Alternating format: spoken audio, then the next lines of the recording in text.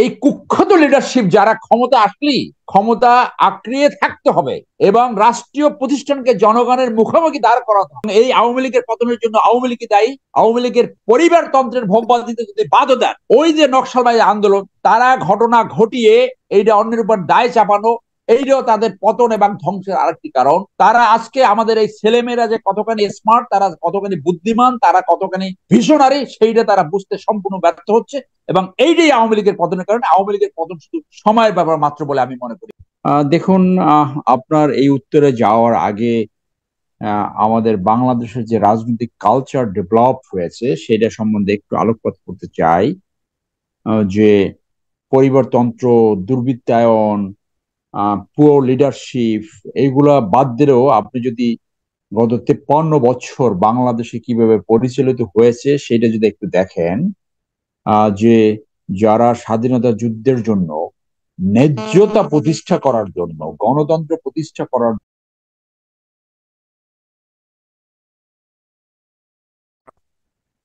বুঝতে পারছেন? জি, শুনতে হ্যালো। পাচ্ছি, শুনতে পাচ্ছি। হ্যাঁ, আপনার ফোন এসেছিল কোনো, হ্যাঁ বলুন। যে যে ন্যায্যতার জন্য, সাম্য, মানবাধিকার, ন্যায় বিচার প্রতিষ্ঠা করার জন্য যে যুদ্ধটা হলো, যে সেই যুদ্ধের যে যে চেতনা, যেটা অরিজিনাল চেতনা, সেইখান থেকে স্বাধীনতা যুদ্ধ হওয়ার পরপরই 72 থেকে 75-এ একটা সরকারের পতন কিভাবে হলো আমরা জানি। এরপরে প্রেসিডেন্ট জিয়া আসলো। জিয়াউর রহমান যদি শহীদ নাও হতো তাহলে তিনি কি হতেন? গণতন্ত্র পরিচালনা করতো, না কর্তৃত্বপরায়ণ হতো, সেটা বলা মুশকিল। কিন্তু থিওরিটিক্যালি যদি বেনোভলেন্ট ডিক্টেটর হয়, জনগণ সেটাকে ওয়েলকাম করে। তো উনি কি হতেন সেটা আমরা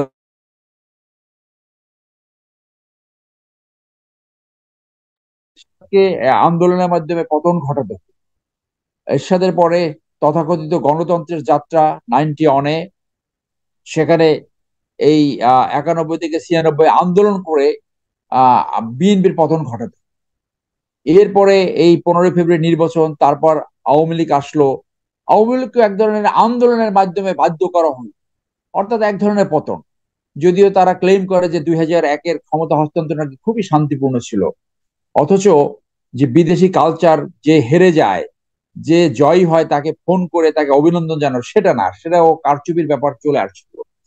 এরপর আসেন 2001 থেকে 2006, তাকেও আন্দোলন করে নামাতে আসলো। অন 11 2 বছর চালিয়ে গেল একটা হজবরল, একটা জগা খিচুড়ি একটা অবস্থান রেখে, ঘোড়া ডিপ্লোমেসি করে, ইন্ডিয়ান কূট কৌশলে পড়ে 2008-এ একটা পাতানো নির্বাচন শুরু হলো। এবং তারপর যে আসলো এই 2008, 14, 18, 24 সবগুলোই পাতানো নির্বাচন। এখন বাংলাদেশে মানুষ আর একটা আন্দোলনে আছে, এই লুই দা 14 টাইপের একটা সরকার, তাকে পতন ঘটাবার জন্য।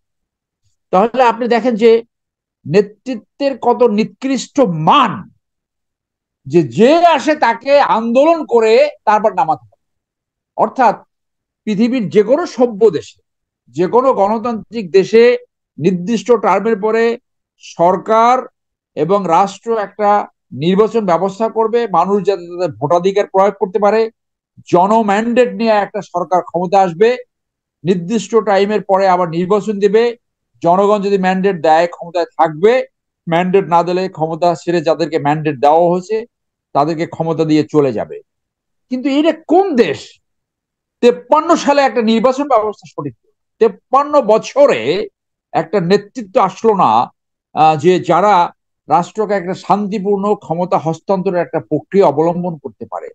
শান্তিপূর্ণভাবে যদি ক্ষমতা হস্তান্তরের পথ রুদ্ধ থাকে, তাহলে সেখানে অগণতান্ত্রিক ভাবে ভায়োলেন্সের মাধ্যমে ক্ষমতার পরিবর্তন হয়।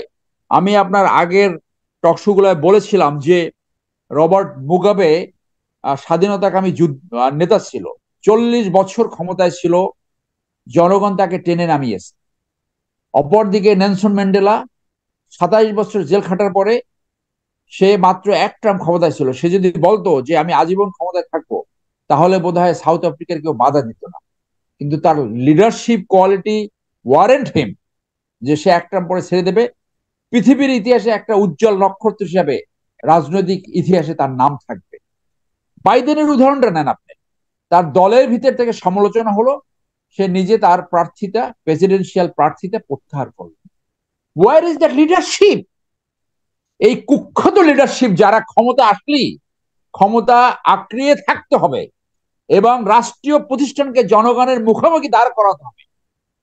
আজকে উই ফিল অ্যাশেমড, লজ্জা লাগে যে বাংলাদেশে ক্যাপিটাল সিটি সহ যখন সৈন্যরা গান বন্দুক উঁচিয়ে পিকআপে চলে, এলএমজি ফিট করে তারপর এই ঢাকা শহরে পেট্রোল করতে হয়, আমার নিজের লজ্জা লাগে। আমি ওই বাহিনীতে 20 বছর চাকরি করেছি। তো আজকে যে প্রত্যেকটা প্রতিষ্ঠান সশস্ত্র বাহিনী থেকে শুরু করে জনগণের মুখোমুখি দাঁড়া করায়, এজন্য প্রথমত আপনার দায়িত্ব দিতে হবে, ব্লেম করতে হবে নিকৃষ্ট রাজনৈতিক নেতৃত্ব, নিকৃষ্ট পরিবারতন্ত্র। যে পরিবারতন্ত্র ইনএভিটেবলি একটা লুটপাটতন্ত্রে পরিণত হয় এবং এই পরিবারতন্ত্র এবং লুটপাটতন্ত্র রাজনীতিকে একটা দুর্বৃত্তায়িত সার্কেলের ভিতরে ঢুকিয়ে দিয়েছে, যার জন্য আজকে দেখেন যে পরিবারতন্ত্র কত নিকৃষ্ট হয়েছে যে কোনোদিন মানুষের কাছে যায় নাই, ঘুম থেকে উঠে থেকে এমপি হয়ে গেছে। মানে এসপি সাহেবকে বলে দিল, ডিসি সাহেবকে বলে দিল অমুক এমপি বানায় নিয়ে আসে। এই শেখ হেলাল সাহেবের ছেলে এমপি হয় নাই। আপনার কোশ্চেন আসছে সেই ক্ষেত্রে, যখন এই ধরনের একটা নিকৃষ্ট রাজনৈতিক কালচার সৃষ্টি হয়েছে, সেইখানে সেনাবাহিনীর অবস্থানকে জনগণের বিপক্ষে যাবে, এটা অত্যন্ত স্বাভাবিক। আমি আপনার আগের অন্য আলোচনায় বলেছি, বাংলাদেশে এই মুহূর্তে আপনি ওই ধরনের জেনারেল পাবেন না যারা জেনারেল মাইকের মতো বলবে, জয়েন্ট চিফ অফ স্টাফ, যে আমরা এখন তো ধরেন কিছুদিন, গত কদিন ধরে তো এটা সম্পূর্ণভাবে ছাত্রদের আন্দোলন হিসেবে আমরা দেখেছি এবং ছাত্ররা রাস্তায় নেমেছে। বেশিরভাগ ছাত্রদের মৃত্যু হয়েছে হতাহতে, এবং যারা মৃত্যু হয়েছে তার মধ্যে সর্বাধিক শিক্ষার্থীদের লাশ। এখন তো জনগণ হুঙ্কার দিচ্ছে, নাগরিক সমাজ হুঙ্কার দিচ্ছে, এই অবস্থাতে তাহলে সামনের দিকে সেনাবাহিনীর মুখোমুখি তো তারাও হতে যাচ্ছে, সেখানে সেনাবাহিনীর ভূমিকা কি হবে বলো? কারণ এবং সেনাবাহিনী গত কদিন ধরে মাঠে তাদের হতেই পারে। আল জাজিরায় আমরা একটা রিপোর্ট দেখলাম, কোথায় রাস্তার মাঝখানে শুয়ে শুয়ে গুলি করছে। এটা তো হওয়ার কথা না। আমি বিশ্বাস করতে চাই বাংলাদেশে ইউনিফর্মধারী কোন আর্মি বলেন, নেভি বলেন, আপনি এয়ারফোর্স বলেন, বিজিবি বলেন, পুলিশ বিডিআর বলেন, তারা জনগণকে গুলি করতে পারে না। গুলি কারা করলো? আমার কাছে অনেকে আজকে সুপ্রিম কোর্টে বলেছে যে মালিবাগে যে এনকাউন্টার হলো সেখানে অনেকে হিন্দিতে কথা বলছে। আজকে তো তদন্ত হবে সেইটা নিয়ে, কারা হিন্দিতে কথা বললো। আমরা তো গায়ে আর্মির পোশাক দেখেছি, আর্মিদের চেহারা দেখেছি। হেলমেট বাহিনী, আমরা মাটিতে শুয়ে যে আর্মিরা গুলি করেছে তারা তো বিদেশি আর্মি নয় নিশ্চিতভাবে, কারণ তাদের চেহারাও দেখা গেছে। হ্যাঁ, সেইটা আল জাজিরা যখন প্রকাশ করেছে নিশ্চয়ই ভেরিফাইড।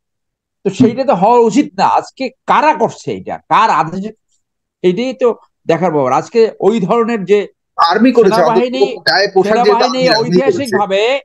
সেনাবাহিনী ঐতিহাসিকভাবে গণতন্ত্রের পক্ষে কাজ করে, জনগণের পক্ষে থাকে, দেশের সার্বভৌমত্ব সভরেন্টি রক্ষা করে। সেই জন্য দেখেন যে আজকে যখন চীনে গেল, জেনারেল শি জিনপিং একটা স্টেটমেন্ট দিয়েছিল, খুব ভালো করে শোনেন সাগর ভাই, খুব খেয়ালি শোনেন, কথাগুলো শোনেন, যে Xi Jinping stresses Bangladesh should follow A independent foreign policy, যেটা স্বাধীনতা সার্বভৌমত্ব রক্ষা করবে, ভৌগোলিক অখণ্ডতাকে রক্ষা করবে এবং বাংলাদেশের ইন্টারনাল অ্যাফেয়ার্সে কেউ যাতে ইন্টারফেয়ার না করতে পারে। আপনি দেখেন কথাগুলোর মিনিং গুলো দেখেন। সেইখানে আজকে এই 2009 থেকে অঘটন ঘটিয়ে মাস্তান সন্ত্রাসীরা ক্ষমতা অঘটন ঘটিয়ে সবসময় এর দায় বিরোধীদের উপর চাপিয়ে দিয়েছে। আজকে পেপারে আসছে কাদের হাতে অস্ত্র ছিল, এই যে যুবলীগ, স্বেচ্ছাসেবক লীগ, সবই সব আসছে। এই হেলমেট বাহিনী একজন না ধরে, অস্ত্রধারী একজন না ধরে যারা গুলি করেছে, এই কারা গুলি করেছে এইটা বাইর করা 5 মিনিটের ব্যাপার।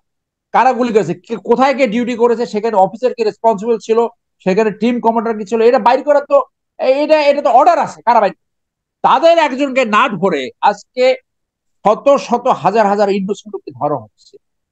এর চেয়ে জুলুম, এর চেয়ে অন্যায্যতা আর কিছু হতে পারে না। এবং এইটা হলো পতনের লক্ষণ। এবং আজকে আবার নতুন থিওরি দিচ্ছে আওয়ামী লীগ, আগে একবার বলেছিল রাজাকার, আজকে বলে এই আন্দোলন ছাত্ররা করতে পারে না, এটা জঙ্গিরা করছে। এবং সেই জঙ্গির তকমা দিয়ে আজকে একটা পলিটিক্যাল পার্টিকে ব্যান করতে চাচ্ছে। এবং এইটা আমি এই মতের সাথে একমত যে এইটা মানুষের দৃষ্টিভঙ্গি আরেক দিকে সরাবার জন্য এটা করা হয়েছে। সেই জায়গায় আসি, আমাদের এই যে দেশপ্রেমিক ছাত্র ভাইয়েরা যে 9 দফা ঘোষণা করছে, এইটার এক দফা আমি অনেক সময় বলে গেছি যে লেজুর ভিত্তিক রাজনীতি, ছাত্র রাজনীতি বাংলাদেশকে ধ্বংস করেছে। লেজুর ভিত্তিক ছাত্র রাজনীতির মধ্যে সন্ত্রাসী, লুটেরা, অনৈতিক, চাঁদাবাদ, চরিত্রহীন একটা গোষ্ঠী সৃষ্টি করা হচ্ছে। ছাত্রদেরকে যদি নৈতিকতা না শেখানো হয়, ছাত্রদেরকে যদি পড়ালেখার সুযোগ না দেওয়া হয়, ছাত্ররা যদি এখনই হাজার লক্ষ কোটি টাকা হ্যান্ডেল করে, একটা পুরো একটা অনৈতিক সমাজ আমাদেরকে সৃষ্টি করে দিচ্ছে। এবং তারা যেখানে থাকে, এই দলের লেজুর ভিত্তিক ছাত্র রাজনীতির মাধ্যমে তারা যেখানে যায় সেইখানে নিজের স্বার্থ এবং দলীয় ক্ষুদ্র স্বার্থ দেখে, তারা জাতীয় স্বার্থ এবং জনগণের স্বার্থ সব বিঘ্নিত করে। এখান থেকে উত্তরণের একমাত্র উপায় যে এই অগণতান্ত্রিক সরকার, এই স্বৈরাচারী সরকার, এর পতন ঘটিয়ে জনম্যান্ডেট নিয়ে জনগণের সরকার প্রতিষ্ঠা। এবং সেইটাই আমি মনে করি যে আজকে যে আন্দোলন চলছে, এই আন্দোলন ইমিডিয়েটলি এক দফা আন্দোলনে রূপান্তরিত হবে। আপনি জানেন পৃথিবীর অনেক জায়গা যে কোনো একটা ছোট ইস্যু নিয়ে আন্দোলন শুরু হয়, আলটিমেট অনেক কারণ থাকে।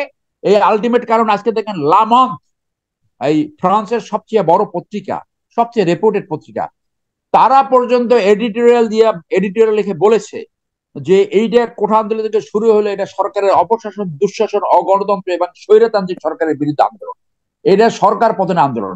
বিবিসি, সিএনএন, যত ফরেন অ্যানালাইসিস হয়েছে প্রত্যেকটা দেখেন তারা বলেছে, যেটা আমিও তৃতীয় মাত্রা এখন থেকে 10-12 দিন আগে বলেছি, যে পৃথিবীর ইতিহাসে আলজেরিয়ায় আন্দোলন শুরু হয়েছে রুটির দাম বাড়াবার কারণে। আপনার ফিলিপিন্সে আন্দোলন শুরু হয়েছিল মার্কোসের ওয়াইফ পারফিউম এবং জুতা কিনতে রাষ্ট্রীয় প্লেন নিয়ে চলে যেত আপনার ইটালিতে। বাংলাদেশে কিন্তু অনেকে একদম স্পেশাল ফ্লাইট নিয়ে চলে, আপনার ফিনল্যান্ড থেকে বাংলাদেশে স্পেশাল ফ্লাইট নিয়ে আসে। তো সিচুয়েশন কিন্তু সেম। অতএব এটা যে ইস্যু দিয়ে শুরু হোক না কেন কোঠা আন্দোলন, এটা আলটিমেটলি এক দফা আন্দোলনে যাইতে বাধ্য। আজকে যে গণহত্যা শুরু হয়েছে, আজকে এখনো যে নির্যাতন চলছে, এবং সেই জন্য এবং এই আওয়ামী লীগের পতনের জন্য আওয়ামী লীগ দায়ী। আওয়ামী লীগের পরিবারতন্ত্রের ভোগবাদিতে যদি বাধা দেন, যে আওয়ামী লীগ এই আইনমন্ত্রীর মতো একজন দুষ্ট আইনমন্ত্রী আছে, এই কুমড়ো পটাশের মতো লোক আছে। এই আগের একটা আইন প্রতিমন্ত্রী ছিল কামরুল, এই আপনার স্বরাষ্ট্রমন্ত্রী, এই এই ধরনের যারা মন্ত্রী, যারা এইভাবে আখের পিছিয়েছে, এরা এনাফ আওয়ামী লীগের পতনের, এরা এনাফ। কাউকে ব্লেম করার দরকার নাই, যাকেই ব্লেম করে। কিন্তু আওয়ামী লীগ ওই জায়গা থেকে সরে আসতে পারে নাই। ওই যে নকশালবাহী আন্দোলন, তারা ঘটনা ঘটিয়ে এইটা অন্যের উপর দায় চাপানো, এইটাও তাদের পতন এবং ধ্বংসের আরেকটি কারণ। কারণ আজকে আওয়ামী লীগের যে পুরা যে ওল্ড হ্যাগার্স, অশিক্ষিত ওল্ড হ্যাগার্স, যারা রাষ্ট্র নীতি পড়ে নাই, যাদের ভীষণ নাই, যারা বাস্তবতা গ্রহণ করতে পারে নাই, তারা আজকে আমাদের এই ছেলেমেয়েরা যে কতখানি স্মার্ট, তারা কতখানি বুদ্ধিমান, তারা কতখানি ভিশনারি, সেইটা তারা বুঝতে সম্পূর্ণ ব্যর্থ হচ্ছে। এবং এইটাই আওয়ামী লীগের পতনের কারণে। আওয়ামী লীগের পতন শুধু সময়ের ব্যাপার মাত্র বলে আমি মনে করি। এখন যদি কন্টেন্ট করতে পারে আর একটা ইস্যুতে এটা ফেলার হবে এবং আলটিমেটলি আওয়ামী লীগের পতন হবে। ধন্যবাদ।